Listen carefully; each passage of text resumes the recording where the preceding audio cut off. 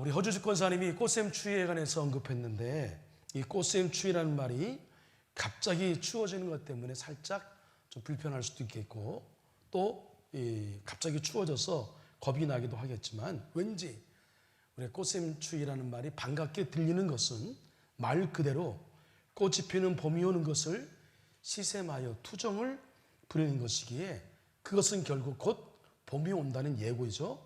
반갑기도 하고, 그러므로 우리도 희망을 품게 되게 되는 겁니다. 우리 여러분, 신앙인에게는 더 강력한 신념, 믿음이 있죠. 그것은 부활신앙입니다. 죽어도 죽지 않는, 결코 지금의 고난의 때가 지속되지 않고 때가 되면 다시 회복되리라, 다시 일어서리라. 이게 부활신앙이죠. 이 믿음으로 오늘 사순절을 살지만 우리가 부활을 꿈꾸며 그날을 바라보며 이 사순절 기간을 보내고 있는 거죠. 부활을 기념하는 이 주일에 희망의 신앙을 안고 예배에 참석한 한서의 모든 성도 위에 다시 일어서게 하며 힘찬 삶을 시작하게 하는 이 봄 기운이 가득한 부활의 은총이 여러분에게 충만하게 임하기를 주님의 이름으로 간절히 축원합니다. 네. 유대인들은 사고나 재난으로 인해 사람이 죽으면 그가 죄를 많이 지어서 죽었다, 이렇게 생각합니다. 그 사람이 다른 사람보다 죄가 더 많아서 죽었다고 생각하는 거죠. 오늘 본문에서도 우리가 보게 되는 것이 타인의 죽음에 대한 그들의 생각인데, 예수님이 제자들과 말씀을 나누고 계셨죠. 앞장 마지막 문단과 연관해서 볼 때에 예수님은 화해에 관한 말씀을 지금 전하고 계시는 중입니다. 그런데 그때 두어 사람이 와서 끔찍한 이야기를 전하고 있는 거죠. 빌라도가 갈릴리 사람들은 이유 없이 그 사람들을 죽인 이후에 그 피를 다른 제물과 섞어서 제사로 바쳤다, 이런 얘기를 합니다. 그때 마침 두어 사람이 와서 빌라도가 어떤 갈릴리 사람들의 피를 그들의 제물로 섞는 일로 예수께 아뢰되, 여기서 어떤 갈릴리 사람들이라고 하는 것은 그야말로 평범한 사람, 뭐 특별한 죄를 짓지 않는 사람, 무슨 혐의가 있는 사람이 아니에요. 하루하루 평범하게 사는 사람들인데, 빌라도가 이 갈릴리 사람들이라는 이유만으로 그들을 붙잡아 죽인 거죠.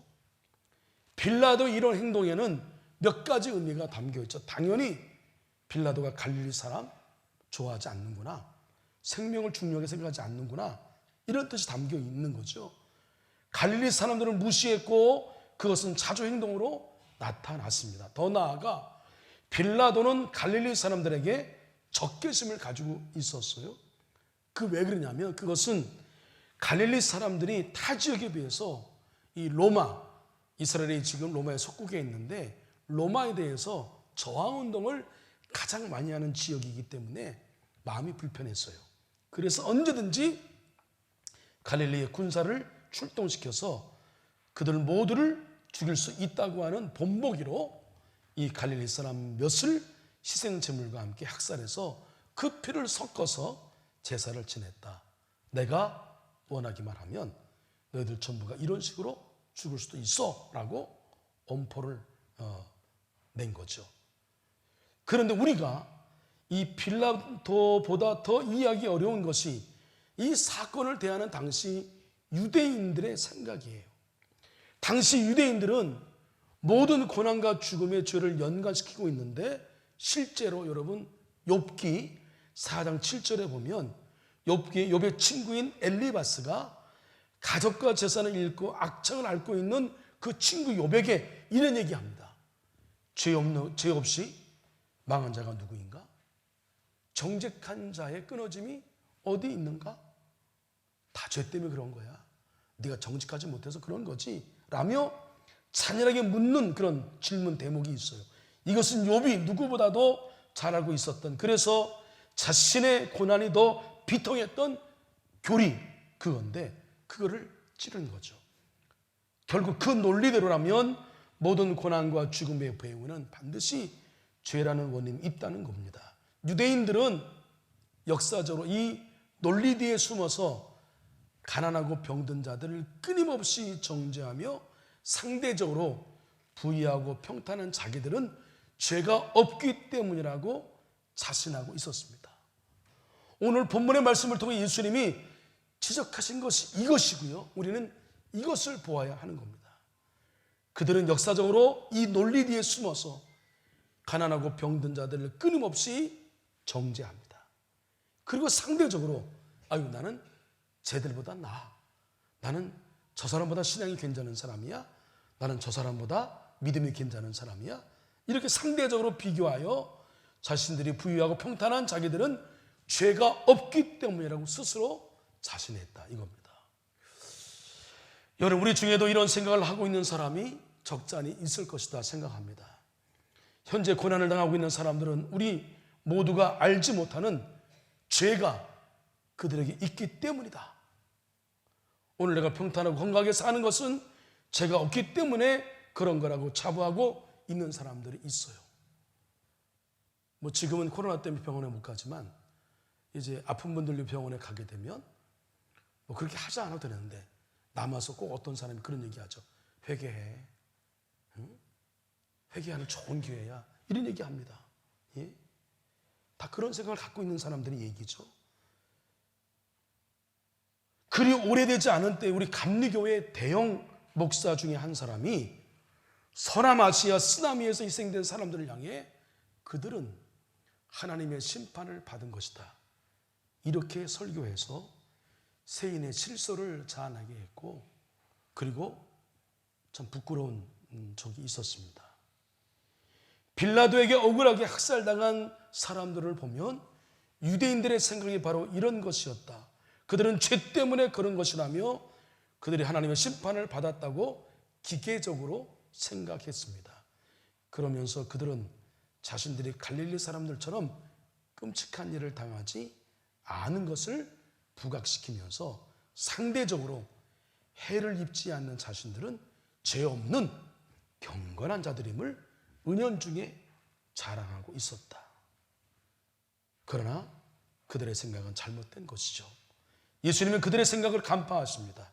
대답하여 이르시되 너희는 이 갈릴리 사람들이 이같이 받음으로 다른 모든 갈릴리 사람보다 죄가 더 있는 줄 아느냐?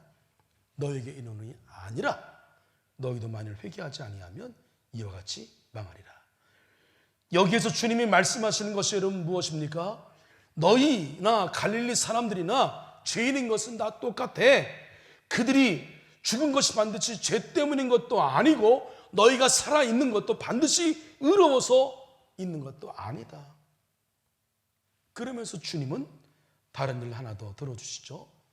또 실로암에서 망대가 무너져 죽은 18사람이 예루살렘에 거한 다른 모든 사람보다 죄가 더 있는 줄 아느냐? 너희에게 이르노니 아니라 너희도 만일 회개하지 아니하면 이와 같이 망하리라. 여기에서 실로암은 예루살렘 남쪽과 동쪽 성벽 사이에 접해 있는 예루살렘으로 공급되는 물을 저장하는 저수지를 말하는 겁니다. 본문에서 예수님이 말씀하신 사건, 이것을 지키기 위해 망대를 세워놨는데 그 망대가 무너져 버렸어요. 그래서 그 사건으로 인하여서 18명이 죽었습니다. 근데 그 사건, 그들이 죽음을 바라보는 시각이 다른 거죠. 이 사건에 대해서 예루살렘 사람들은 그들이 전통적으로 이해한 그들의 죄의 대가라고 해석한 거죠. 죄 때문에 그래 저 사람들. 그러나 본문에서 예수님은 그러한 해석을 거부하고 계십니다. 예수님 말씀이 무엇입니까? 죄인이기는 너희도 매한가지다. 똑같이 죄인이다. 갈릴리 사람들이나 다른 유대인들이나 망대에서 죽은 18명이나 살아있는 사람들이나 회개해야 하는 죄인이기는 마찬가지다. 너희 죄인인데 누가 누구를 회개하고 또 죄인인데 스스로 의롭다고 자랑한다? 말이 안 된다는 얘기죠. 오늘 저와 여러분이 정말 뼈저리게 깨달아야 할 말씀, 두고두고 기억해야 할 말씀, 우리 순례의 여정을 가는 길 속에 저 천국에 이르기까지 꼭 가슴에 두고 있어야 할 말씀이 뭐냐?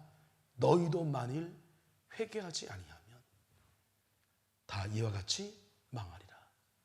회개하지 아니하면 우리는 습관적으로 끊임없이 다른 사람을 정죄하면서 상대적으로 나를 의롭게 여기는 경향이 있어요. 그래서 마치 본문의 유대인들처럼 기회만 닿으면 다른 사람을 너무나 쉽게 판단하고 너무나 쉽게 비방하고 비난하고 때로 정죄합니다.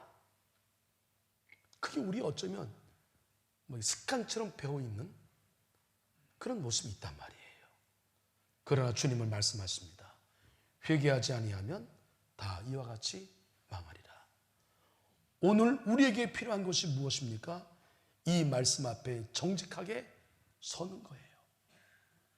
여러분, 사순절은 그 어떤 것보다 내가 예수님의 그 제자로서 구원받은 하나님의 백성으로서 우리 믿음으로 잘 살아와야 되는데 그렇지 살지 못하는 것에 대한 내 삶의 어떤 행함의 내용들, 그리고 어쩌면 내 앞에 그 쓴뿌리처럼 박혀있는 그런 나의 어떤 어둠, 내 악습, 이런 것들을 우리가 용기 있게 정직하게 맞서는 것, 이게 사순절입니다.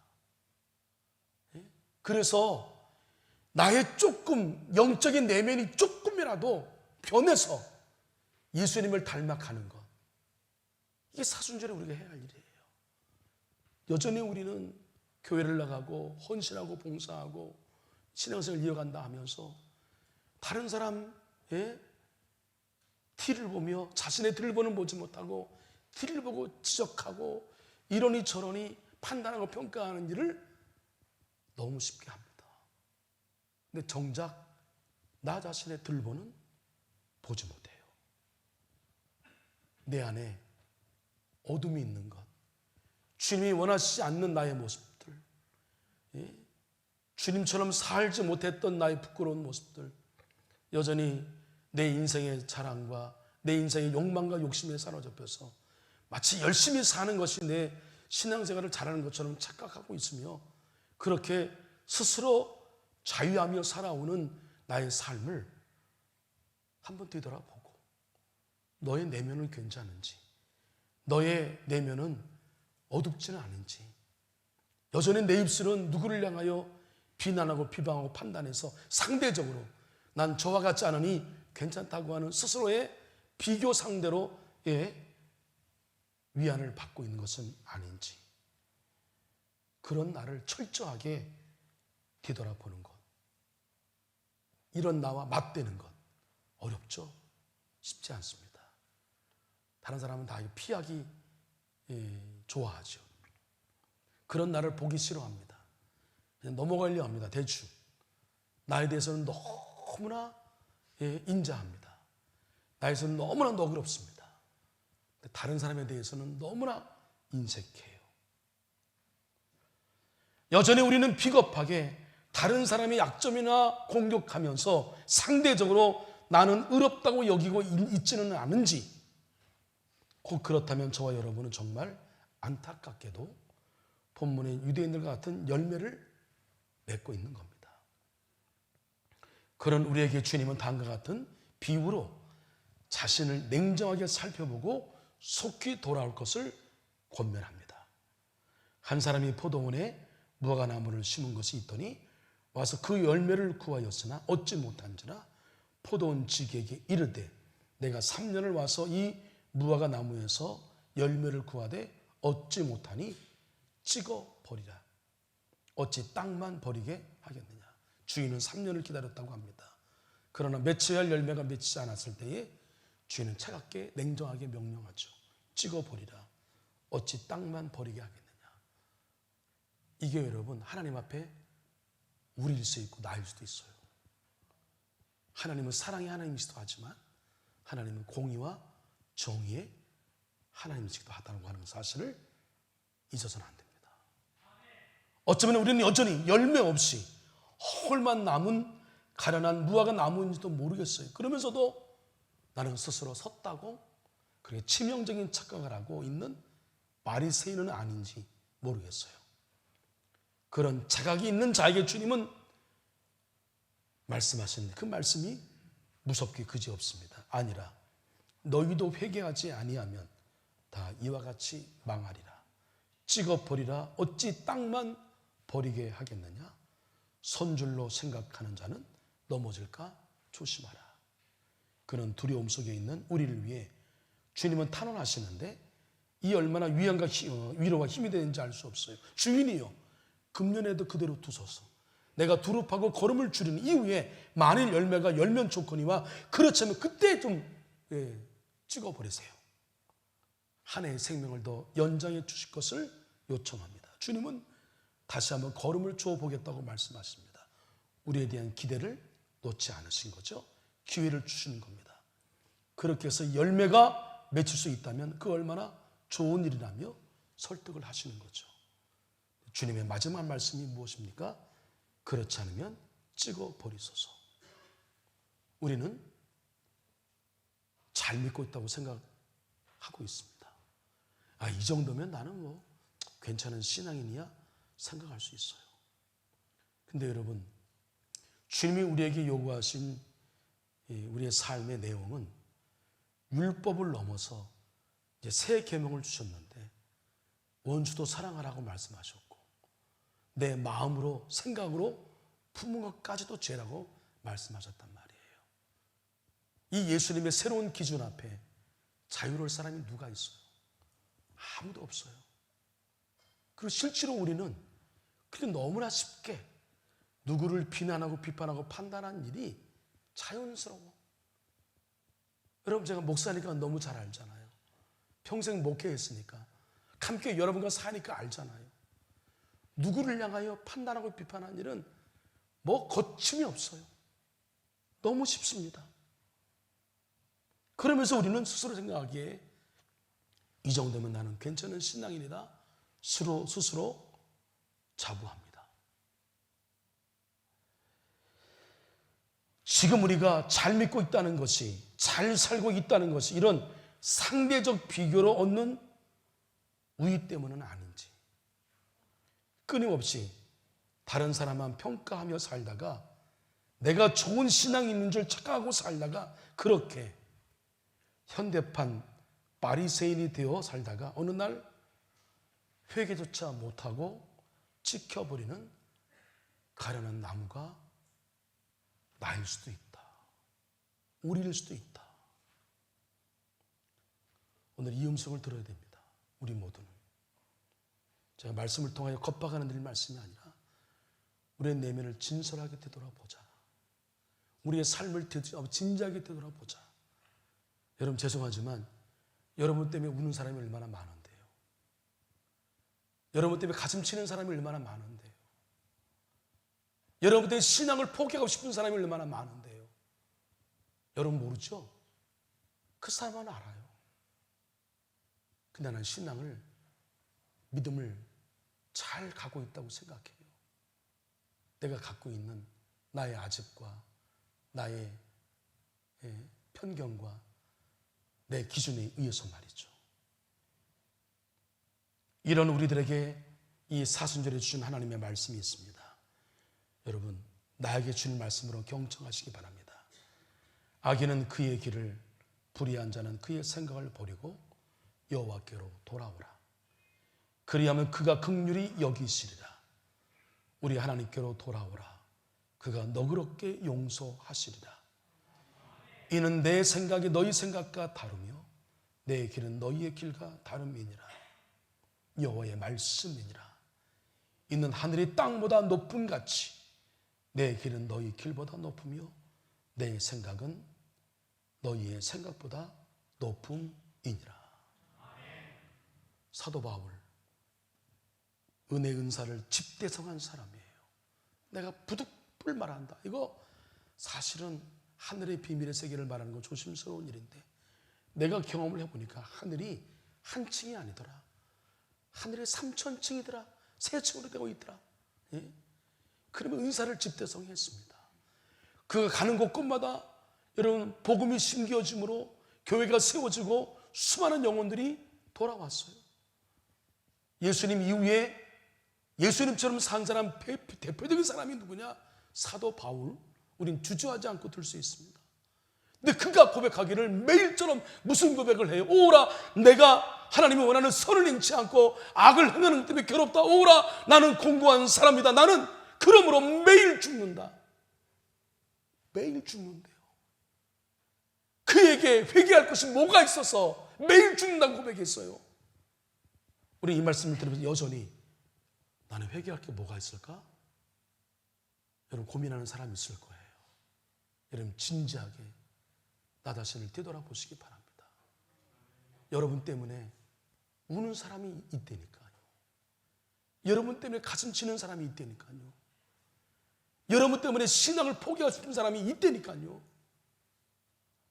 여전히 그 생각을 돌이키지 아니하면, 회개하지 아니하면 우리는 죄송하지만 현대판 바리새, 그러면서 우리는 자꾸만 누구를 판단하고 누구를 평가하고 누구를 정죄하고 교회가 이러니 사회가 이러니 누가 이러니 저러니 다른 사람 얘기만 한단 말이에요. 사순절은 여러분 다른 사람 보는 게 아니에요. 나를 보는 거예요. 나를. 다 같이 아멘. 나를 보는 거예요. 나를. 주님이 오늘 우리에게 물으십니다. 여러분은 정말 하나님에게로 돌아오신 게 맞습니까? 열매 없는 길에서 돌이켜 하나님에게로 돌아온 게 맞습니까? 여러분의 생각이 하나님께로 돌아오셨습니까? 여러분의 언어가, 여러분의 습관이 하나님에게로 돌아오셨습니까? 그래서 뼛속까지 하나님의 사람 맞습니까? 내 몸 안에 흐르는 피, 이 피 한 방울, 내 몸 안에 있는 세포 하나까지, 나의 정신세계 구석구석, 나의 영적 세계까지 온통 하나님의 사람입니까? 내가 가던 길에서 돌이키고 나를 지배하던 생각에서 돌이켜 여호와께로 돌아가야 합니다. 그리하면 긍휼히 여김을 받을 것입니다. 하나님의 생각은 내 생각과 다르며 하나님의 길은 내 길과 다릅니다. 내 모든 삶의 자리에서 그것을 인정해야만 하나님 비로소 내 길을 인도하십니다. 그것이 바로 회개의 열매입니다. 우리는 그렇게 돌아서야 합니다. 그래야만 온전한 성도로, 온전한 하나님의 자녀로, 온전한 순례자로 살 수 있습니다. 이 사순절이 정말 용기 있게 나의 어둠과 직면할 수 있는, 그래서 내 자신의 모습이, 여러분 작년하고 올해 내가 달라진 게 뭐가 있어요? 아니 사순절을 우리가 수십 년간 보내왔는데 달라진 게 뭐가 있어요? 뭐가 달라졌어요 여러분? 오히려 더 아집만 늘고 고집만 늘고 내 생각만 더 절대적이라고 생각하고 더 사람을 판단하고 정죄하고 수근수근하고, 모였다 하면 여기서나 뭐 A 권사 B 집사 얘기하고 여전히 그러지 않습니까? 그런 걸 우리 벗어버릴 수 있어야 되는 거죠. 그러기 위해서는 죄송하지만 나의 어둠을 직면해야 되고요. 그 어둠이 보이지 않는다면 정말 성령께 간구하십시오. 나를 불쌍히 여겨달라고. 내 내면을 정말 제대로 볼 수 있게끔, 내가 얼마나 추한 존재인지, 내가 얼마나 더러운 존재인지, 내가 얼마나 부끄러운 존재인지, 내가 얼마나 욕심쟁인지 나를 좀 되돌아보아서 진정으로 하나님 앞에 눈물을 흘려 회개하는 그 하나의 회개가 이 사순절을 사는 진정한 길이 될 것입니다. 사순절날 빨간 옷 입으면 안 되고, 사순절 고기 먹으면 안 되고, 사순절 여러 그런 율법적인 신앙에 벗어버리고 나 자신을 깊게 되돌아보아 주님 앞에 진정으로 회개하는, 그것이 사순절을 사는 저와 여러분의 진정한 모습이어야 할 것입니다. 그런 저와 여러분 되기를 주님의 이름으로 간절히 부탁을 드리고 축원을 드립니다. 마음으로 품은 죄도 물으시는 주님 앞에 어찌 자유로울 성도가 있겠습니까? 나의 편견과 선입관과 이기심으로 나를 돌아보기 전에 다른 사람을 판단하며 심지어 정죄하며 살았던 하나님 우리를 불쌍히 여겨 주시옵소서. 나는 매일 죽는다, 십자가 앞에서 매일 죽는다고 하는 사도 바울의 고백이 우리의 진정한 고백이 되게 하여 주시옵소서. 그래서 사순절에 철저히 주님에게로, 하나님에게로 돌아서게 하여 주시옵소서. 예수님의 이름으로 기도합니다. 아멘.